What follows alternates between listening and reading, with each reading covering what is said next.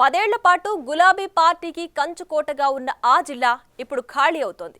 కనీసం జెండా మోసే నాయకుడు లేరన్నట్లుగా పరిస్థితి మారిపోయింది. ఇప్పటికే ఓ ఎమ్మెల్యే హస్తం గూటికి చేరగా మరో ఇద్దరు క్యూ లైన్లో ఉన్నారనే వార్తలు కుప్పమంటున్నాయి. అదే జరిగితే పార్టీ పరిస్థితి ఏంటని గులాబీ నేతలు ఆందోళన వ్యక్తం చేస్తున్నారు.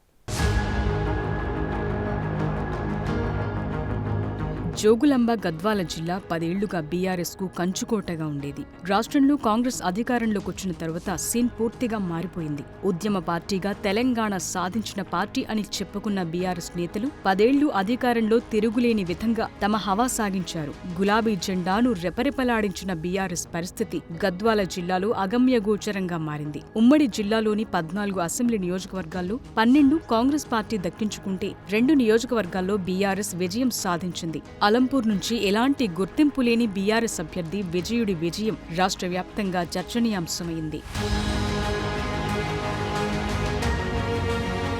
గద్వాల నుంచి బీఆర్ఎస్ ఎమ్మెల్యేగా విజయం సాధించిన బండ్ల కృష్ణమోహన్ రెడ్డి ఇటీవల తన గురువు అయిన మంత్రి జూపల్లి కృష్ణారావు ద్వారా కాంగ్రెస్ తీర్థం పుచ్చుకున్నారు. ఇక పార్టీ బాధ్యతలు మోయాల్సిన అలంపూర్ నుంచి బీఆర్ఎస్ ఎమ్మెల్యేగా విజయం సాధించిన విజయుడు ఎమ్మెల్సీ చల్లా వెంకట్రామిరెడ్డి కూడా త్వరలో కాంగ్రెస్ పార్టీలో చేరనున్నట్లు టాక్ వినిపిస్తోంది. అదే జరిగితే జోగులాంబ గద్వాల జిల్లాలో కార్ పార్టీ పూర్తిగా ఖాళీ అయినట్లే. దీంతో జిల్లాలో బీఆర్ఎస్ జెండా మోసే నాయకుడెవరనే సందేహాలు వ్యక్తమవుతున్నాయి.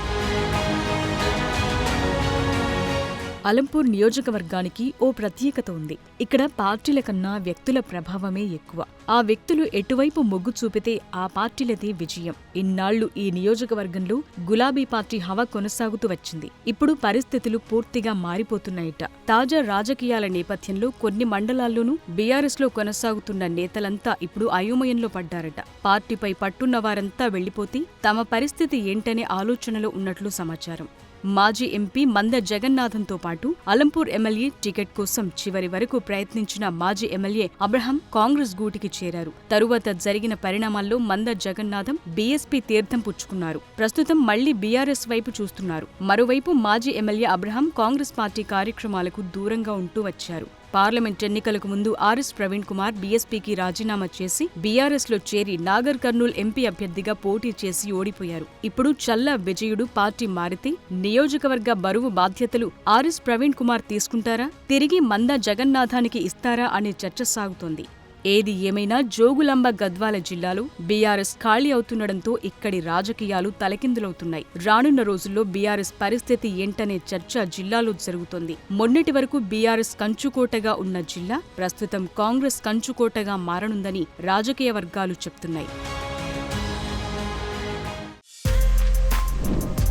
For more videos like this, subscribe Big TV channel.